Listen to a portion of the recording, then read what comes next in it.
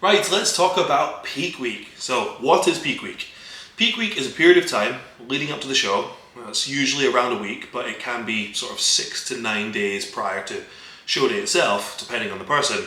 It's a period of time that is dedicated to not losing more body fat, but essentially taking someone who is lean enough from a body fat perspective, but potentially also depleted, carrying a lot of inflammation, very, very flat, and then also carrying a lot of water retention as well that potentially needs to be, dried off. So I want to take an individual who is lean enough from a body fat perspective and put the finishing touches on their physique in order to bring about the best package on stage. So the last 6 to 9 days on average before show day itself are dedicated to something we have called peak week. Okay, so now the protocols will look different person to person.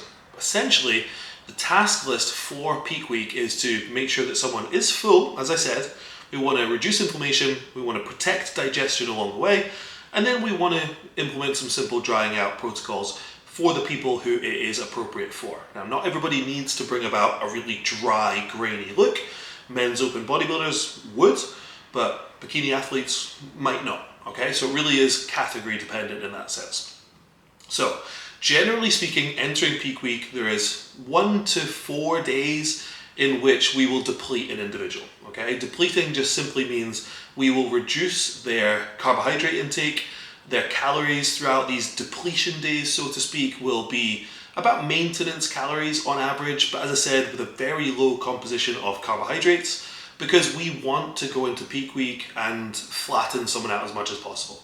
Now, the reason I say this happens between 1 and 4 days is because sometimes you can take an individual who is already quite flat and they don't have much muscle anyway, and it might only take 1 or 2 days of low carbs and fairly low food in order to completely flatten them out, okay? But the goal is to make them as flat as possible, to essentially prime them for the carbohydrate days, the high carbohydrate days that you implement, because if you deplete someone, it sensitizes them to glycogen assimilation, and you can essentially make someone much fuller of glycogen from a muscle stored glycogen perspective. You can fill them up with way more glycogen safely than if you were to not sensitize first with depletion days. So the goal of depletion days is to sensitize somebody for glycogen assimilation. Now, as I said, going back to my point, some people will need more days than others. You might get a bikini girl, as I said, with not much muscle, who's already quite flat going into peak week itself, might only need 1 or 2 days to flatten off. And when you compare that to, say, a men's open bodybuilder who's heavily muscled, who maybe isn't as flat, they might need up to 4 days. It can be as much as that. So peak week, when I say it's 6 to 9 days, that's one of the main reasons it can vary. But the first goal really is to get them as sensitive to glycogen assimilation as possible. That will happen over the first several days. Now, from there, we will follow up with several days of essentially quite high carbohydrates in a small to quite large calorie surplus, where we're essentially looking to replace all of the muscle stored glycogen that's been lost throughout prep, and then also purposely throughout those depletion days. Again, it's going to be very, very person dependent. Someone who's heavily muscled is going to need a lot more food put in as opposed to someone who is not as heavily muscled. And another consideration is, for me as a coach, if one of my athletes is, they would respond better to maybe not being as full on purpose, depending on the category and the look that we're going for. Maybe the individual I'm looking at actually looks better and leaner when they're not 100% full, then we might opt to not 100% fill them out. So really it is going to be, again, person dependent.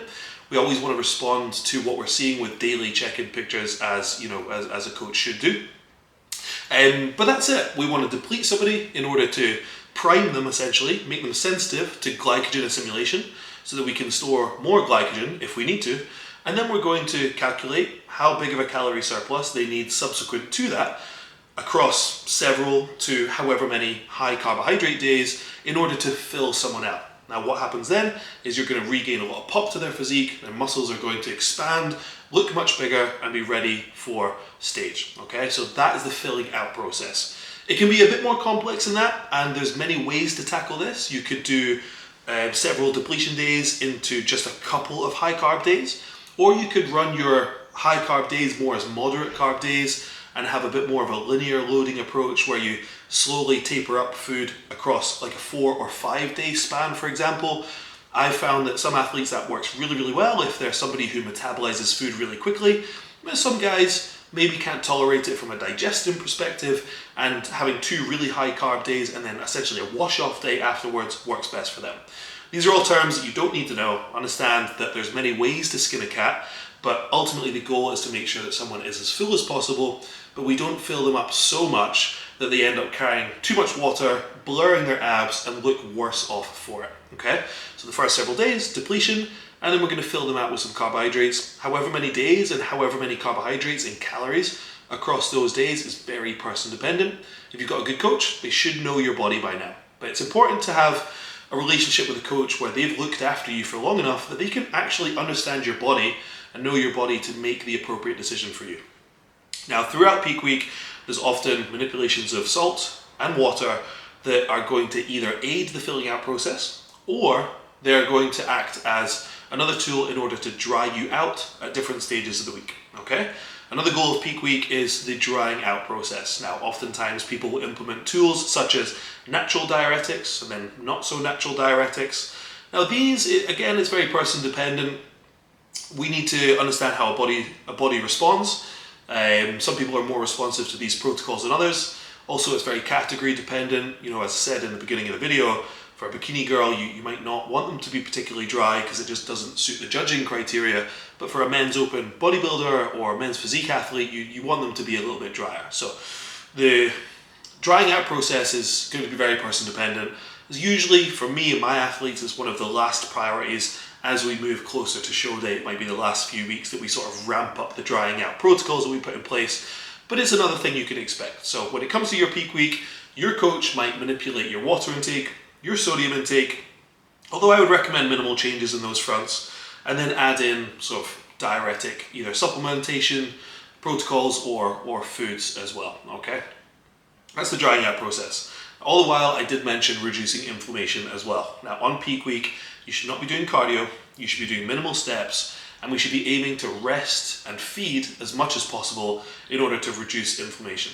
Now, one of the other things you'll find is on peak week itself, you are basically deloading. So when you're doing your high carb days, however many high carb days you've been prescribed, you'll often just be programmed pump up sessions in the gym where you leave 4 or 5 reps in reserve and the weights are super light and the reps are high and there's no changes to the exercise selection because that can trigger an inflammatory response, but certainly it's done in a way that is supposed to leave you not sore, but is purely there to get the blood moving, get the food moving, and direct some of that glycogen to the appropriate home that we're looking for. So on peak week, you will be training for sure. In fact, that's really, really essential, but it's not necessarily training, it's more just pumping up, and none of the sessions will stimulate an inflammatory response, but that's the goal because ultimately any inflammatory response to the body is only going to act to carry water in the local muscle, and it's only going to blur your condition as well. So we shouldn't be trying to create an inflammatory response. In fact, we want an individual fresh with low inflammation, so that's low steps, no cardio, very, very light training, and that's going to prime them from all of those perspectives. Okay, so that wraps up the general description of what peak week protocols usually revolve around. Now, oftentimes you'll see people trying out things that seem very bizarre. And if they seem very bizarre, oftentimes the coach doesn't know why they are putting them in. It's important to understand that anything on peak week should be grounded in logic with some sort of a predicted outcome based on the data that is collected on you as an athlete throughout prep. And any good coach will be collecting data on you throughout your time working with that individual. And going into peak week, any good coach again will understand that a good peak week can bring about an amazing physique and really put the finishing touches on a physique, but a bad peak week can really, really ruin things as well. So some things are just a little bit too risky, so everything must be grounded in logic, in data that has been collected, and be appropriate for you and your class as an individual. So hopefully that gives you a little bit of an insight as to peak week. You can expect manipulations of water, salt, food across the week in terms of high carb days, low carb days, high calorie days, and all the rest of it. There could be certain drying out protocols, diuretics put in, but really it's about making sure that training is nice and light, that you're not carrying inflammation, that you're not carrying unnecessary water. We want to fill out, but not fill out so much that you spill over and ultimately eat too much and your digestion suffers for it. And the whole time, just going back to the digestion thing, we want to make sure that that's just well managed. So the midsection on an individual looks nice and tight, so they can step on stage and display their hard work, and it's not been ruined. So very, very simple.